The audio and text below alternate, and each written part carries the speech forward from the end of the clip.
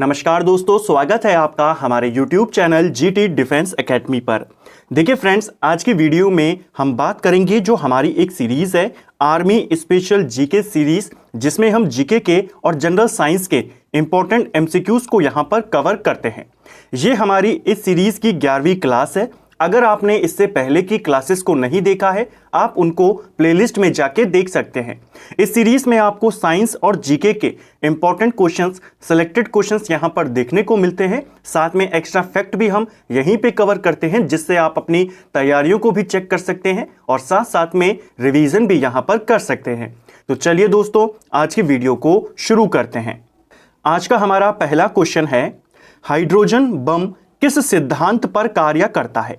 देखिए, अगर हम हाइड्रोजन बम की बात करते हैं, जो हाइड्रोजन बम होता है ये आपके नाभिकीय संलयन पर काम करता है। ऑप्शन बी हमारा सही आंसर हो जाएगा। जो परमाणु बम होता है वो नाभिकीय, जो परमाणु विखंडन है, इसके सिद्धांत पर काम करता है। यानी कि जो परमाणु बम है आपका, वो न्यूक्लियर फिजन पे काम करेगा। हाइड्रोजन बम आपके न्यूक्लियर फ्यूजन पर काम करेगा। ठीक है, दोनों में अंतर क्या होता है? परमाणु बम में एक नाभिक आपके छोटे छोटे नाभिकों में टूट जाता है। नाभिकीय संलयन में दो छोटे छोटे नाभिक मिलकर आपका एक बड़ा सा नाभिक बना लेते हैं। तो नाभिकीय संलयन पर काम करता है हाइड्रोजन बम। हाइड्रोजन बम का आविष्कार किसने किया था, यह क्वेश्चन भी बनता है। हाइड्रोजन बम का आविष्कार एडवर्ड टेलर के द्वारा किया गया है। ठीक है, नेक्स्ट है हमारा, तेल के हाइड्रोजनीकरण में प्रयुक्त उत्प्रेरक कौन सा है। तो इसको हमने कुछ दिन पहले भी देखा था। तेल का जब हाइड्रोजनीकरण किया जाता है, उसमें निकेल नामक उत्प्रेरक का इस्तेमाल किया जाता है। ठीक है, निकेल का इस्तेमाल उत्प्रेरक के तौर पे होता है। उत्प्रेरक क्या होता है, इसको भी हमने देखा था। जो किसी भी केमिकल रिएक्शन की या केमिकल जो वहां पर क्रिया हो रही होती है, उसकी तीव्रता को बढ़ा देता है, उसकी जो गति है उसको बढ़ा देता है। ठीक है, नेक्स्ट है हमारा, लेड स्टोरेज बैटरी में इस्तेमाल होने वाला अम्ल कौन सा है।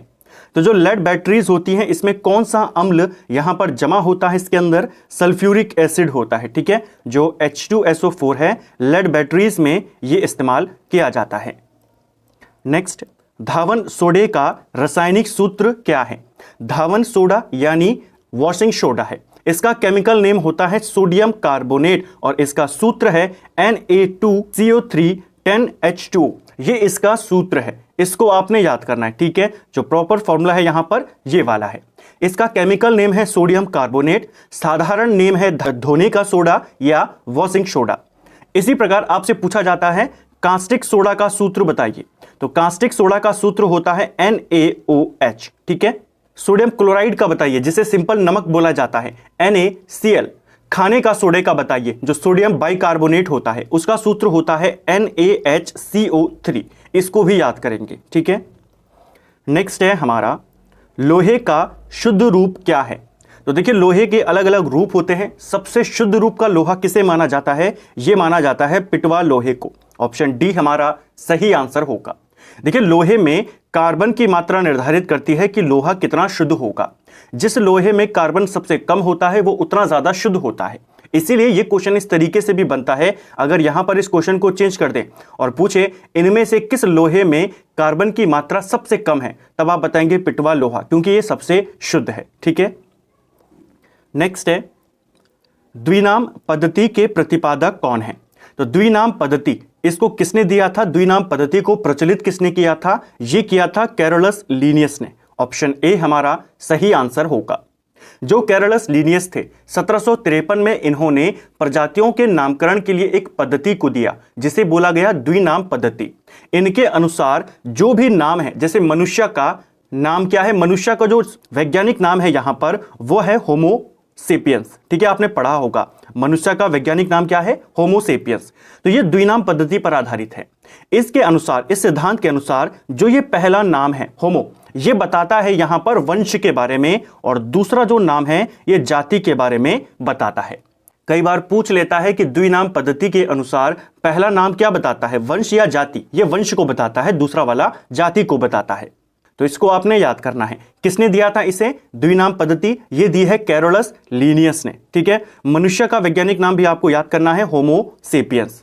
नेक्स्ट है हमारा, माइकोलॉजी में किसका अध्ययन किया जाता है। तो माइकोलॉजी की अगर हम बात करते हैं, इसमें कवक का अध्ययन किया जाता है, यानी फंगाई का अध्ययन यहां पर किया जाता है, इसको भी याद करेंगे। शैवाल का अध्ययन किसमें होता है? शैवाल का अध्ययन फाइकोलॉजी में किया जाता है। ये माइकोलॉजी है ना, बस आगे फाइको लगा दीजिए। फाइकोलॉजी में शैवाल का अध्ययन किया जाता है, ठीक है। नेक्स्ट है हमारा, हल्दी के पौधे का खाने योग्य हिस्सा कौन सा भाग होता है? तो देखिए, हल्दी हमें किससे प्राप्त होती है? पौधे के तने से हमें हल्दी प्राप्त होती है, और हल्दी का खाने योग्य भाग होता है प्रकंद। ऑप्शन बी हमारा सही आंसर यहां पर हो जाएगा। तो प्राप्त होती है तने से, खाने योग्य भाग क्या है इसका? वो है प्रकंद। आलू के बारे में बात करें, आलू का खाने योग्य भाग क्या है? आलू का है तना। इनके बारे में पूछा जाता है, ठीक है। नेक्स्ट है हमारा, हृदय का पहला प्रतिस्थापन किसके द्वारा किया गया था? यानी जो हार्ट ट्रांसप्लांट है, सबसे पहले दुनिया में किसने किया था? पहला हृदय प्रतिस्थापन ये किया था क्रिश्चियन बर्नार्ड ने। ऑप्शन सी सही आंसर होगा। क्रिश्चियन बर्नार्ड साउथ अफ्रीका के हैं। 1967 में इन्होंने साउथ अफ्रीका में दुनिया का पहला हार्ट ट्रांसप्लांट किया था। अगर हम भारत के बारे में बात करें, भारत में सबसे पहले हार्ट ट्रांसप्लांट 1994 में किया गया, दिल्ली में किया गया, और जिन्होंने किया उनका नाम था पी वेणुगोपाल। तो इंडिया के पूछेगा तो वेणुगोपाल, दुनिया में पूछेगा तो क्रिश्चियन बर्नार्ड, ठीक है। नेक्स्ट है हमारा, जीन क्या होता है? तो जीन शब्द क्या होते हैं? ऐसे लक्षण जो पीढ़ी दर पीढ़ी जाते रहते हैं, उन्हीं को क्या बोले जाते हैं? जीन बोले जाते हैं। जीन हमारे डीएनए का एक पार्ट होता है। ऑप्शन डी सही आंसर होगा।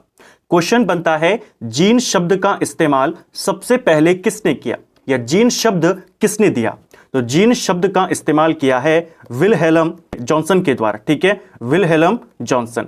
और जेनेटिक्स जो इनका अध्ययन कहलाता है, वो जेनेटिक्स कहलाता है। जेनेटिक्स शब्द विलियम वॉटसन ने दिया। तो जीन शब्द जॉनसन ने दिया और जेनेटिक्स शब्द वॉटसन ने दिया। दोनों आपने याद करने हैं, ठीक है।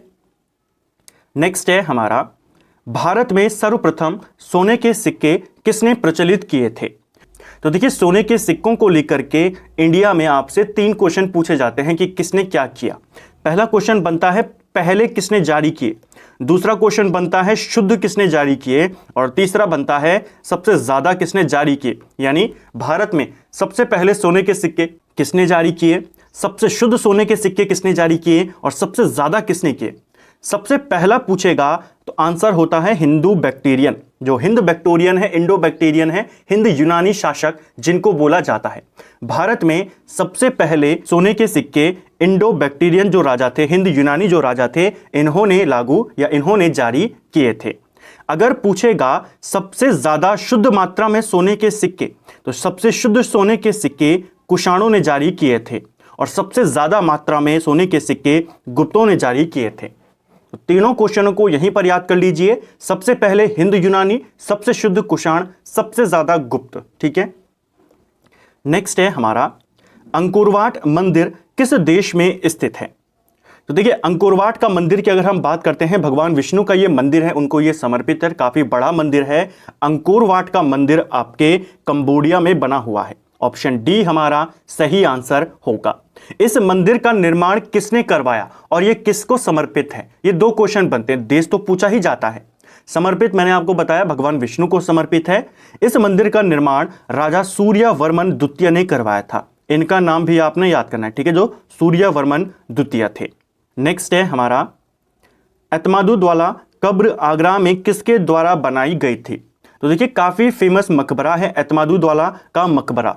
इसका निर्माण नूरजहां ने करवाया था, ठीक है। नूरजहां के पिता का नाम था एतमादुद्दौला, और इन्हीं का मकबरा नूरजहां ने आगरा में बनवाया। इसको आपने याद करना है, ठीक है।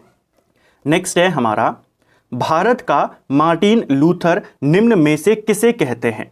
तो देखिए, भारत का मार्टिन लूथर ये बोला जाता है स्वामी दयानंद सरस्वती को। ऑप्शन डी हमारा सही आंसर होगा। स्वामी दयानंद सरस्वती को लेकर के 2-3 क्वेश्चन हैं, उनको यहां पर देखते हुए चलते हैं। क्वेश्चन बनता है, स्वामी दयानंद सरस्वती ने आर्य समाज की स्थापना कब करी? आर्य समाज के ये संस्थापक थे। आर्य समाज की स्थापना इन्होंने 1875 में करी।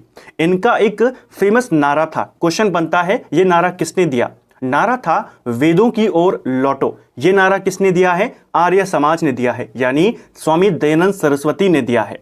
वेदों के पुनरुत्थान का श्रेय इनको जाता है। इनके गुरु का नाम पूछा जाता है, इनके गुरु का नाम था स्वामी विरजानंद। इसको भी आपने याद करना है, ठीक है। और सबसे इंपॉर्टेंट क्वेश्चन जो स्वामी दयानंद सरस्वती को लेकर पूछा जाता है, इनके बचपन का नाम क्या था? इनका बचपन का नाम था मूल शंकर। ये भी आपने याद करना है, ठीक है। नेक्स्ट है हमारा, किस व्यक्ति ने बाल गंगाधर तिलक को भारतीय अशांति का जनक कहा है? ये क्वेश्चन दो तरीके से पूछा जाता है। पहला, भारतीय अशांति का जनक किसे कहा जाता है? ये कहा जाता है बाल गंगाधर तिलक को। और किसने कहा? तो ये कहा था वैलेंटाइन शिरोल ने। ऑप्शन सी सही उत्तर होगा। वैलेंटाइन शिरोल ने अपनी एक किताब लिखी थी और इस किताब में इसने तिलक के बारे में लिखा कि भारतीय अशांति के जनक बाल गंगाधर तिलक हैं। इनको आपने याद करना है, ठीक है। नेक्स्ट है हमारा, भारत की संविधान सभा ने कब से कार्य करना शुरू किया था? तो इंडिया की जो संविधान सभा थी, इसने काम करना शुरू किया था 9 दिसंबर 1946 से। 4 इंपॉर्टेंट डेट्स हैं जो आपको यहां पर याद करनी है। पहली इंपॉर्टेंट डेट है 9 नवंबर 1946। इस दिन संविधान सभा की पहली बैठक होती है। इस बैठक की अध्यक्षता सच्चिदानंद सिन्हा करते हैं, ठीक है। क्वेश्चन बनता है संविधान सभा के पहले अध्यक्ष कौन थे? वो थे सच्चिदानंद सिन्हा। इसके बाद संविधान सभा दूसरी बार बैठती है 11 दिसंबर को 1946 में, यानी 2 दिन के बाद। अब इस बैठक में परमानेंट अध्यक्ष को चुन लिया जाता है। सच्चिदानंद सिन्हा टेम्पररी अध्यक्ष चुने गए थे। परमानेंट अध्यक्ष 11 तारीख को डॉक्टर राजेंद्र प्रसाद को चुन लिया जाता है। अब 2 क्वेश्चन बनते हैं। संविधान सभा का पहला अध्यक्ष पूछेगा सच्चिदानंद सिन्हा। संविधान सभा का पहला अस्थायी अध्यक्ष पूछेगा सच्चिदानंद सिन्हा। संविधान सभा का पहला स्थायी अध्यक्ष पूछेगा, परमानेंट अध्यक्ष पूछेगा डॉक्टर राजेंद्र प्रसाद, ठीक है। इसके 2 दिन के बाद यानी 13 दिसंबर को दोबारा से संविधान सभा बैठती है और इसमें उद्देश्य प्रस्ताव को यहां पर पेश किया जाता है। यह उद्देश्य प्रस्ताव जवाहरलाल नेहरू पेश करते हैं। और अगली इंपॉर्टेंट डेट है 22 जनवरी 1947। ये जो उद्देश्य प्रस्ताव 13 तारीख को पेश किया था, 22 जनवरी को पारित हो जाता है। तो संविधान सभा ने काम करना 9 तारीख से शुरू किया 1946 में। शुरुआत की 4 इंपॉर्टेंट डेट्स आपको याद करनी है जो हमने देखी, 9 तारीख, 11 तारीख, 13 तारीख और 22 जनवरी। इन चारों को लेकर क्वेश्चन बन जाते हैं। नेक्स्ट है, संसद के 2 सत्रों के बीच अधिकतम अंतर कितना हो सकता है? तो देखिए, संसद के 2 सत्रों के बीच में मैक्सिमम अंतर 6 महीने का हो सकता है। 6 महीने से ज्यादा का गैप दोनों सदनों के बीच में किसी भी हालत में नहीं हो सकता, ठीक है। नेक्स्ट है हमारा, निम्नलिखित में से किसने भारत के मुख्य न्यायाधीश के रूप में भारत के नए राष्ट्रपति के रूप में कार्य किया है? यानी इनमें से कौन से चीफ जस्टिस ऑफ इंडिया थे जो भारत के राष्ट्रपति के तौर पर भी उन्होंने काम किया? क्योंकि आप जानते हैं, अगर भारत के राष्ट्रपति उपलब्ध नहीं है या अपने कार्य को करने में समर्थ नहीं है या अचानक उनका निधन हो जाता है और उस समय भारत में उपराष्ट्रपति भी उपलब्ध नहीं है, तो फिर राष्ट्रपति के कार्य कौन करता है? चीफ जस्टिस करते हैं। तो कौन से चीफ जस्टिस हैं जिन्होंने राष्ट्रपति के तौर पर काम किया है? यह है justice M Hidayatullah. Option A सही आंसर होगा। बाद में कुछ समय के लिए ही ये राष्ट्रपति रहे, बाद में पूरे 5 साल के लिए इनको उपराष्ट्रपति बनाया गया था। नेक्स्ट है, किस संविधान संशोधन के द्वारा मतदान देने की उम्र को कम करके 21 साल से 18 साल कर दिया गया? तो देखिए, वोट देने की उम्र की अगर हम बात करते हैं, वोट देने की उम्र आज क्या है? 18 साल है। लेकिन 1989 से पहले यह उम्र 21 साल थी। 1989 में संविधान का 61वां संशोधन किया गया, जिसके तहत उम्र को 21 साल से घटाकर 18 कर दिया गया। तो कौन सा संशोधन था? 61। कौन सा साल था? 1989, ठीक है। नेक्स्ट है, किसने भारत की राष्ट्रीय आय का सर्वप्रथम अनुमान लगाया था? तो भारत की नेशनल इनकम का अनुमान लगाने का प्रयास या सबसे पहले लगाया किसने? ये लगाया दादा भाई नौरोजी, जिनको grand old man of India बोला जाता है। इन्होंने ही भारत की आय का सबसे पहले अनुमान लगाया था, 1867 में लगाया था, ठीक है। कब लगाया था? 1867। और उस समय कितनी आय थी प्रति व्यक्ति आय की अगर हम बात करें? 20 रुपए। नेक्स्ट है, कौन सी नदी अधिकतम देशों से होकर गुजरती है? इनमें से अगर हम बात करें तो वो है आपकी डैन्यूब नदी। यूरोप की एक काफी फेमस नदी इसे माना जाता है। सर्बिया, ऑस्ट्रिया, हंगरी, इन सब से होकर ये गुजरती है। नेक्स्ट है, सबसे गर्म प्लैनेट कौन सा है, hottest planet in the solar system. तो कई बार हम इसको देख चुके हैं। सोलर सिस्टम का, सौर मंडल का सबसे गर्म ग्रह है शुक्र ग्रह। ऑप्शन डी हमारा सही उत्तर यहां पर हो जाएगा। ठीक है, शुक्र ग्रह पृथ्वी के सबसे निकट का ग्रह है और सौर मंडल का सबसे गर्म ग्रह है। बुध सबसे नजदीक है सूर्य के, तो इसको टिक मत कर देना।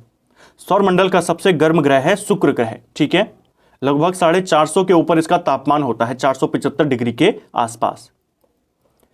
लिब्रो शब्दावली किस खेल से संबंधित है।